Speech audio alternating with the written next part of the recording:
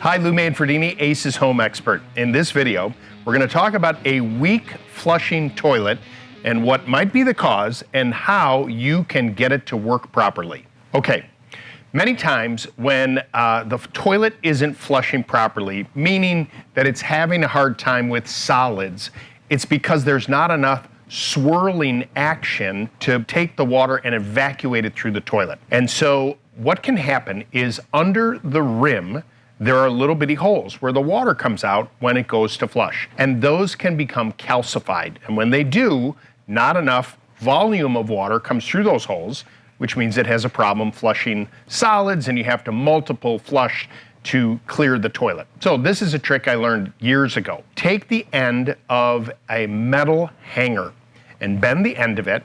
And then what you're gonna do, kind of like when you go to the dentist, you know, and they scrape your teeth, you're gonna open up those holes. A little handheld mirror can help so you can find those holes, but you wanna just gently use that metal inside the holes, scraping each one and opening up those holes. Now, after you do that, it's not a bad idea to use a cleaning product like CLR or Limeaway in the tank. Now, I would pour a little bit in there, flush the toilet, and then as it fills up again, pour a little more in the tank and then slightly flush, but not all the way, and let that sit overnight. That should help to decalcify the buildup that might be inside the toilet that you can't see. And by doing so, that toilet should flush properly.